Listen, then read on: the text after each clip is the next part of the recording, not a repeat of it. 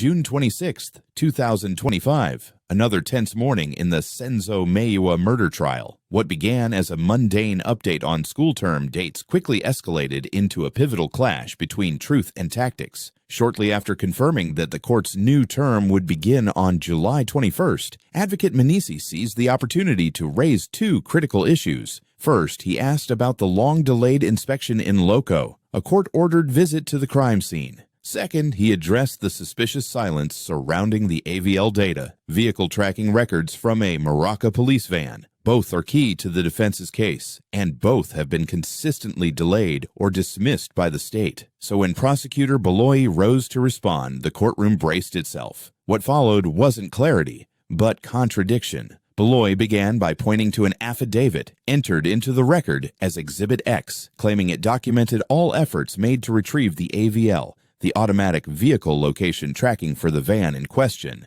But Exhibit X offers no hard data, no timestamps, no vehicle logs, just a summary of efforts, with no confirmation of results. Then, Baloyi shifted to his main point. The inspection in loco is unnecessary, he claimed, because the court had already seen aerial photographs of the crime scene. According to him, those images were not challenged by the defense, and thus should suffice. But here's the twist. Baloyi himself previously told the court that aerial photographs are not a substitute for a physical inspection. He acknowledged that the scene must be seen in person to fully understand spatial dynamics and eyewitness claims. So why the U-turn now? Why the sudden retreat from transparency? Advocate Menisi didn't hold back. With commanding force, he reminded the court that Baloyi's own words, now contradicted, were on record. Menisi called the state's reversal an act of bad faith, but it was his blistering critique that lit up social media. South Africa is not a Mickey Mouse country. Menisi argued that blaming logistical issues for refusing a court-ordered inspection was a direct insult to the state's capability. South Africa is equipped. South Africa has the means. And to suggest otherwise, he said, was to treat the justice system like a joke. He challenged the logic behind evacuating the nearby hostel, pointing out that there's no affidavit or safety report requiring such drastic measures. And if the hostel must be emptied, what about the entire surrounding area? In Menisi's words, this is not just a logistical lie. It's a deliberate attempt to bury the truth beneath excuses. A senior police official stepped in, not to refute Menisi's points, but to caution the court. He admitted that yes, there's a hostel directly across from the police station, and yes, that poses a potential risk. He insisted that a full threat and risk assessment must be done before any inspection could proceed. His reasoning? You cannot declare an area safe unless you control the surroundings. That includes safety for everyone. The court, the defense, the prosecution, the media, and even the accused. According to the official, any mistake could result in chaos or danger, but even as he defended the complexity, he admitted the truth. It's not that it can't be done, it's that it's going to cost a lot. It would take manpower, coordination, maybe even relocation, but with the court order in place, the only real question was, does the state actually don't want to do it?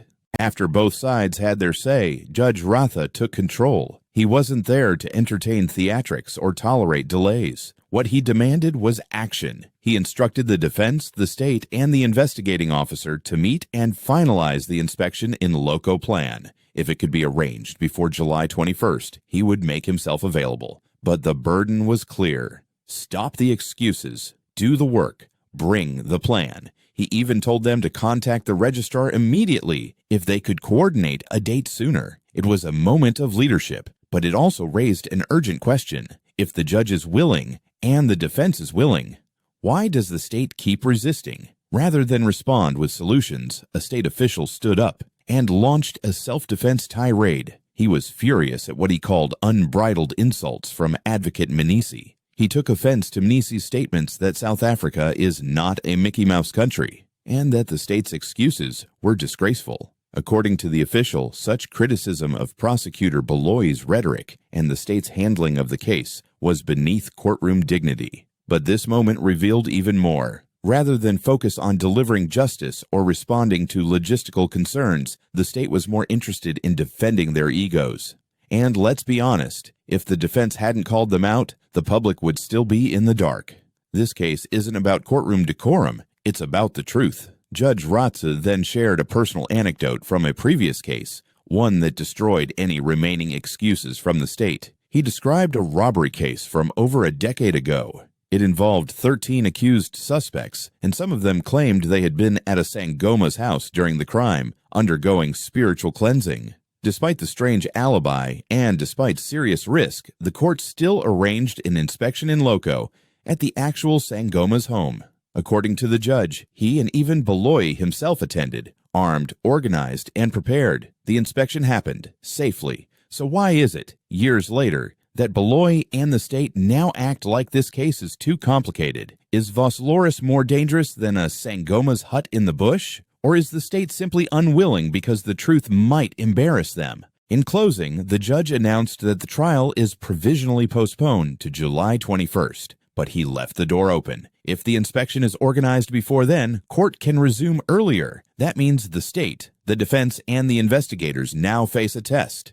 Will they work together to uphold justice? Because this is about more than schedules. It's about Brigadier Gininda, who falsely claimed Mahlabathani and Nongoma were the same place. It's about Prosecutor Baloyi, who keeps changing positions and now hides behind logistical nightmares. This is about truth, not tactics. The state doesn't want the inspection because they're afraid of what it might reveal. This is the hot seat essay, where justice meets truth, and no lie escapes the fire. If you value facts over spin, and you're tired of silence when accountability is needed most, you're in the right place. Subscribe, hit the bell, and join the conversation. Your voice matters, and together we turn up the heat. The hot seat essay, truth uncensored. Welcome to the fire where the stakes ignite, where the questions burn hotter than the night. No escape once you're locked in the heat. This is your trial on the hot seat.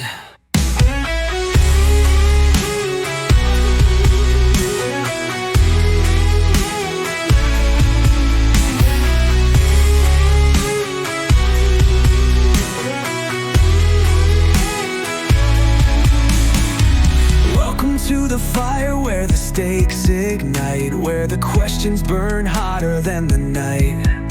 No escape once you're locked in the heat. This is your trial on the hot seat. Ticking clocks and a sweat-soaked scene. Can you handle the pressure